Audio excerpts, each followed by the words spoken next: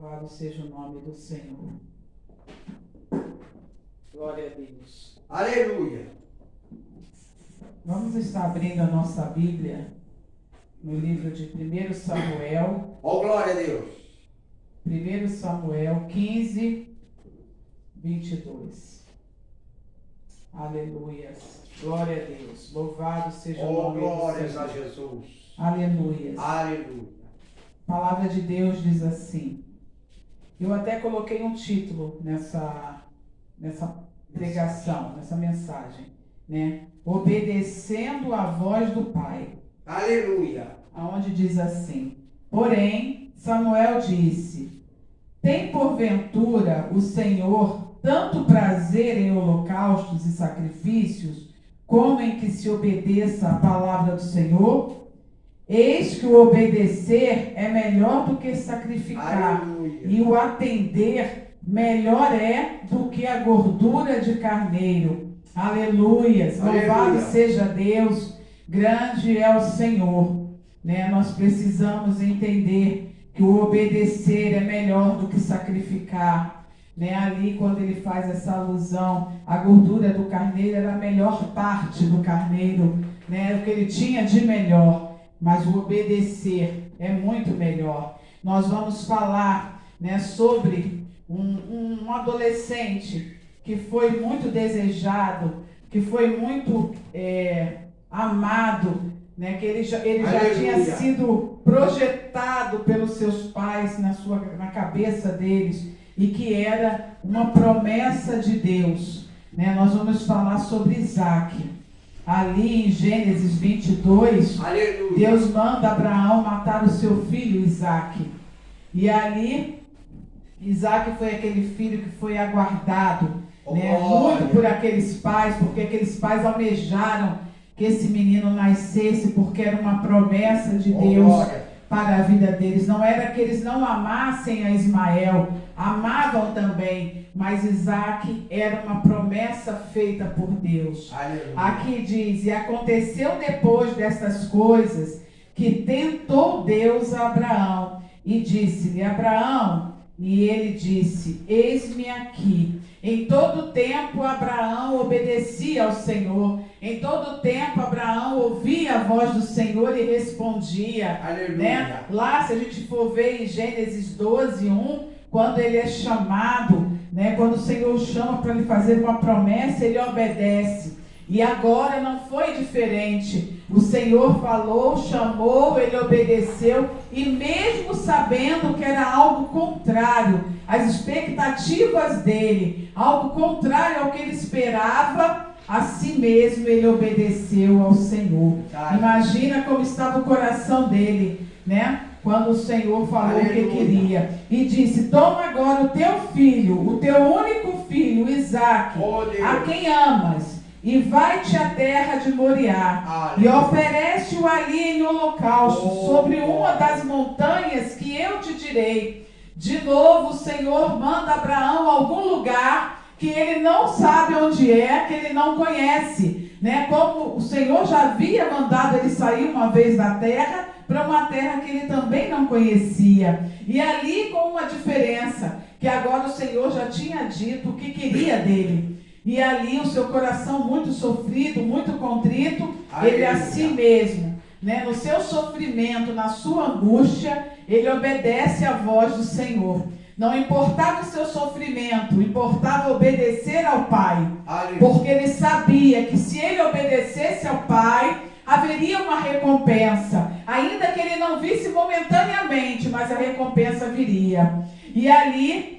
E assim ele o fez, obedecendo. Então se levantou Abraão pela manhã, de madrugada, e albardou o seu jumento, e tomou consigo 2 dos seus moços, e Isaque, seu filho, e fendeu lenha para o holocausto, e levantou-se e foi ao lugar que Deus lhe dissera. Aleluia, Deus. Que lhe dissera. E ao terceiro dia levantou Abraão seus olhos, e viu o lugar de longe. Aqui a gente percebe que não era um lugar perto. Eles já estavam caminhando há 3 dias. Né? Há 3 dias a alma deste homem angustiada. esse homem sofrendo, porque ele sabia o que ele ia fazer ali. O seu filho estava na inocência, mas ele não. Ele sabia o que ele estava indo fazer naquele lugar, né, naquele monte. Mas o Senhor em todo o tempo foi com ele. E aquele homem ali angustiado no seu sofrimento, ele continua obedecendo a voz do Pai. E ele consegue ali ver o lugar de longe. Quer dizer, 3 dias e ele ainda viu que ainda estava muito longe aonde ele teria que chegar. Imagina, observamos que a confiança que ele tinha em Deus, né, naquele sofrimento, tendo que esconder do seu filho e dos seus moços o que ele iria fazer naquele lugar. Mas ele manteve-se confiante em Deus em todo o tempo. Aleluia. Quando ali o Senhor mandou que ele saísse da sua terra, da sua parentela, para um lugar aonde ele o mostraria, assim também ele foi confiante, né? Ele foi crendo que Deus estaria conduzindo seus passos, que Deus estaria levando ele ao lugar o qual ele seria necessário ele estar, que o Senhor não ia largar ele de qualquer maneira. E assim, o Senhor, aqui ele fez a mesma coisa, ele colocou a confiança no Senhor, mesmo com seu coração sofrido. E ali eles continuaram andando. Mas é interessante que quando nós vamos ler aqui no versículo 5, a gente percebe ali Abraão, ele começa a decretar um ato profético. Aleluia. Né? Ali a gente começa a observar isso. Disse Abraão a seus moços: ficai aqui com o jumento, e eu e o moço iremos até ali, e havendo adorado, tornaremos a vós. Aleluia. Ali ele decretou, a confiança que ele tinha em Deus foi decretado ali: Senhor, eu sei que tu vai fazer algo. Verdade. O que eu não sei, mas que tu vai fazer, tu vai. E assim o Senhor fez. E ali no 6 diz: e tomou Abraão a lenha do holocausto e pô-la sobre Isaque seu filho. E ele tomou o fogo e o cutelo na sua mão, e foram ambos juntos. Então falou Isaque a Abraão seu pai e disse: meu pai. E ele disse: eis-me aqui, meu filho. E ele disse: eis aqui o fogo e a lenha, mas onde está o cordeiro para o holocausto? Aqui a gente percebe que Abraão era um referencial de pai. Ele tinha uma postura. Aquele filho era obediente também, como Abraão era obediente ao seu pai.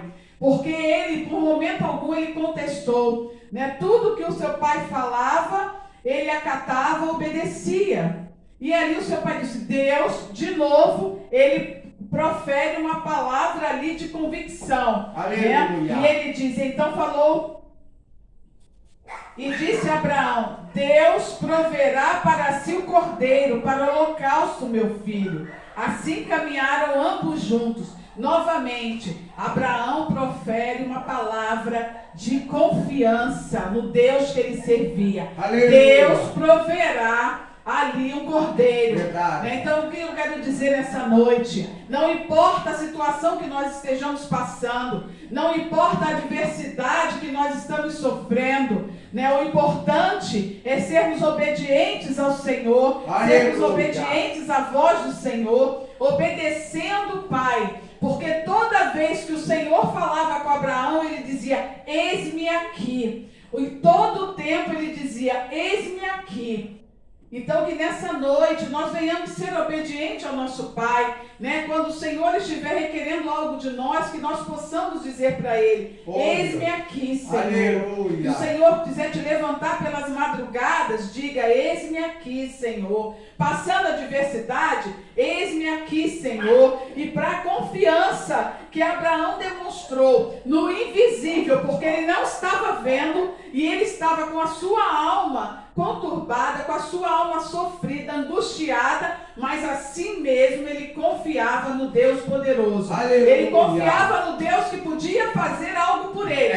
Até o último momento ele não desistiu. Ele perseverou na sua fé, aleluia, na sua confiança, uma confiança inabalável. Né? Abraão teve uma confiança inabalável. E muitas vezes, muitos cristãos estão com a sua confiança balançando para lá e para cá. Estamos vivendo um momento difícil na nossa nação. Estamos vivendo no nosso país um momento de adversidade, né? Mas nós precisamos ser como Abraão, confiar que se isso, tudo que está acontecendo, está sob o controle do Senhor e o seu comando do Senhor, e é Ele que vai fazer. Eu creio. Né? Ele não abandona os seus. Então precisamos confiar como Abraão confiou em todo o tempo. E ele disse para o seu filho: Deus proverá para si o cordeiro. E viram ao lugar que Deus lhe dissera, e edificou Abraão ali um altar, e pôs em ordem a lenha, e amarrou a Isaque, seu filho, e o deitou sobre o altar, em cima da lenha. Aqui a gente começa a observar a referência de pai. Né? Abraão era um referencial tão grande para o seu filho, que a gente começa a entender. Aqui a Bíblia não nos narra qual foi a conversa entre eles, o que ele chegou a dizer para o seu filho, para dizer: olha, eu vou ter que te amarrar, eu vou ter que te colocar ali. A Bíblia não nos narra isso, mas a gente começa a entender, né, a confiança que Abraão tinha no Deus vivo, no Deus poderoso. E ali eu imagino que ele falando com seu filho, acalentando seu filho, dando talvez o último abraço, né, o último beijo, dizendo para ele: filho, fica calmo, porque breve nós iremos estar juntos, né? Breve nós iremos nos encontrar. Imagina a alma desse pai, imagina o coração desse pai contrito, sofrido, porque é algo que o nosso entendimento humano não entende. Como pode um ser humano fazer isso? Né, amarrar o seu filho e deitá-lo sobre uma penha para sacrificá-lo, né? Mas ele tinha uma confiança no Deus Todo-Poderoso, num Deus vivo, num Deus que promete, cumpre, né? Num Deus que tem o comando nas mãos. É verdade. E ali Abraão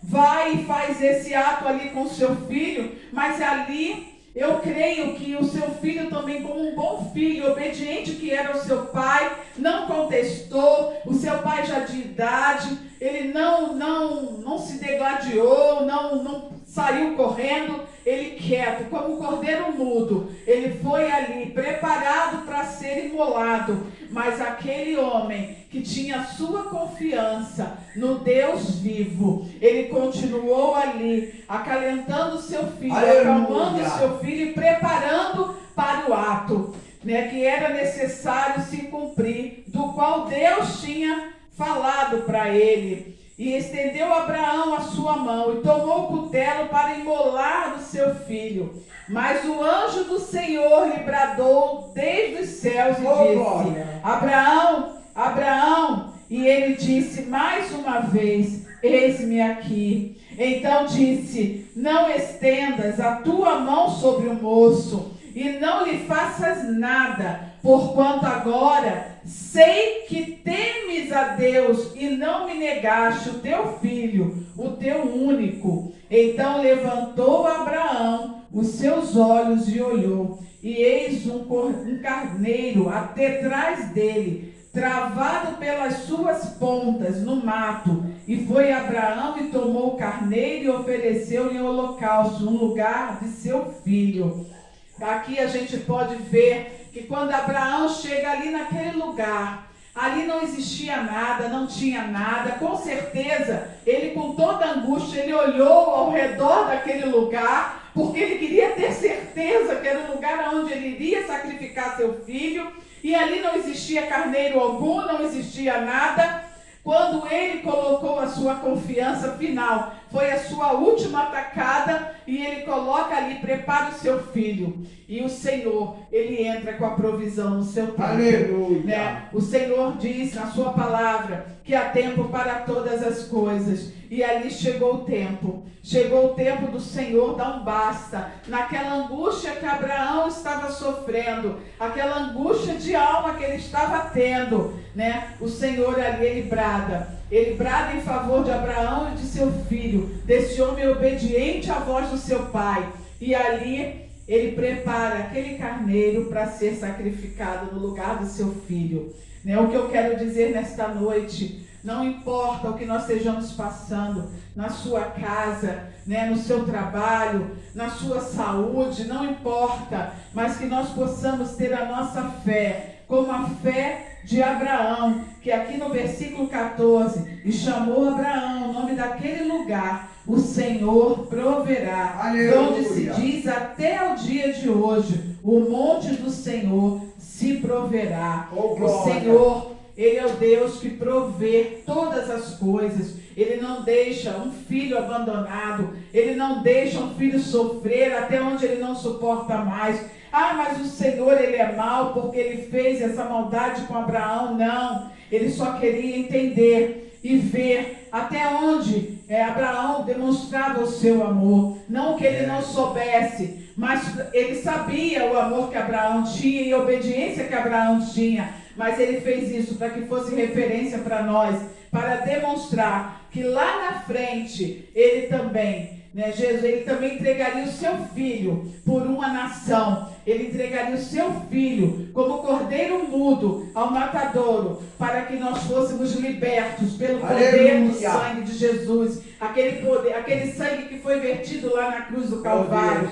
Ele foi como cordeiro imolado, para que nós tivéssemos vida e vida em abundância, para que nós fôssemos libertos do nosso pecado, né? Como Abraão foi chamado pai de uma grande nação. Ele ali estava mostrando, olha, assim também eu farei, eu darei o meu filho, né, para morrer por essa humanidade, uma humanidade ingrata, uma humanidade que muitas vezes dá as costas para o Senhor, que não reconhece, né, o sacrifício feito naquela cruz do Calvário, né, por amor a mim e a ti. Né? E aqui quando diz assim no começo, e aconteceu depois dessas coisas, que tentou Deus Abraão. Aleluia. E muitas pessoas dizem, mas o Senhor tentou Abraão? Sim, ele só tentou para mostrar o quanto Abraão era obediente ao Pai, o quanto Abraão temia, o quanto ele entendia aquilo que foi falado pelo profeta Samuel, que o obedecer é melhor do que sacrificar. Ele obedeceu, por ele obedecer,